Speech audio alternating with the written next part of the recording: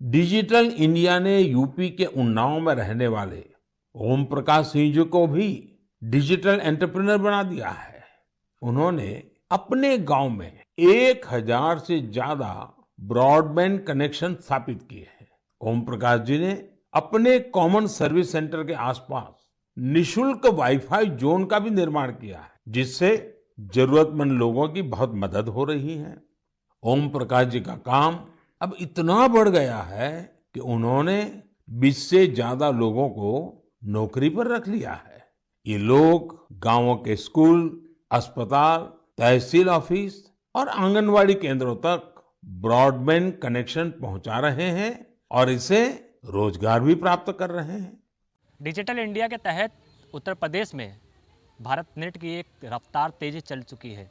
उत्तर प्रदेश के उन्नाव के हसनगंज में उस वक्त मैं मौजूद हूं, जहां पर ओपी सिंह जी हैं हमारे पास, जिन्होंने इस क्षेत्र में भारत नेट की शुरुआत की है और लोगों तक भारत नेट पहुंच रहा है और लोग उसको यूज़ कर रहे हैं।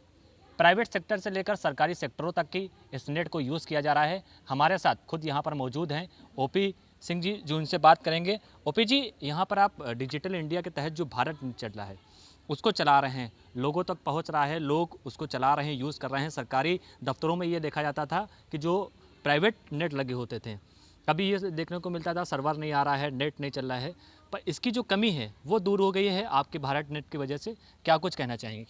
मैं ओम प्रकाश सिंह सबसे पहले तो धन्यवाद करना चाहूँगा चैनल का, जिन्होंने हमें इस प्लेटफॉर्म पे आने का मौका दिया। मैंने भारत नेट की शुरुआत सन 2019 में की।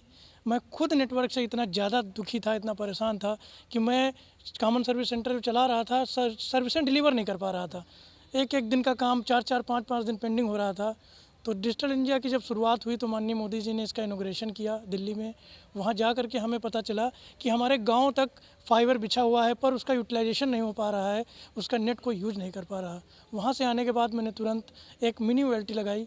उसके थ्रू मैंने ब्लॉक हेडक्वार्टर, तहसील, ब्लॉक, थाना और पावर हाउस आदि जगह पर अपना इंटरनेट लगाया और अपने VLE भाइयों को इंटरनेट कनेक्शन मुहैया कराया, जिससे उनके काम तो सुचारू रूप से चलने लगे।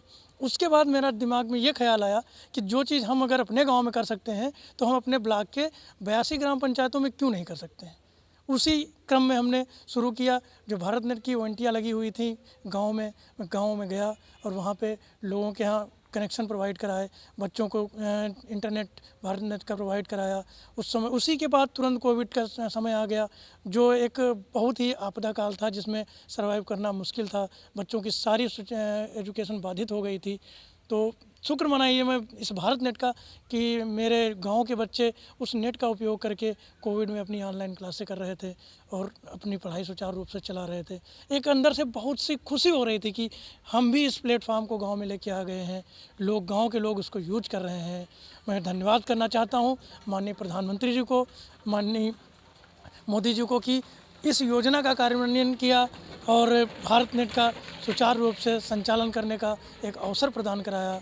बहुत बहुत धन्यवाद माननीय प्रधानमंत्री जी, भारत नेट और सारी CSC टीम को, जिन्होंने हमें ये मौका दिया और आज हम गांव-गांव तक अपना भारत नेट का इंटरनेट पहुंचा पा रहे हैं। धन्यवाद। जय हिंद, जय भारत। तो ये थे हमारे साथ ओपी सिंह जी, जिनका साफ तौर पे कहना है कि ये दिल्ली प्रधानमंत्री का जो एक इवेंट हुआ था डिजिटल इंडिया का, तो यहाँ पर गए थे और जहाँ से इन्होंने भारत नेट के बारे में सुना और उन्नाव आए। तो उन्नाव के हसनगंज के रहने वाले हैं, तो यहाँ पर इन्होंने इस भारत नेट की शुरुआत की और आज लोगों तक भारत नेट पहुँच चुका है और लोग इस पर काम कर रहे हैं।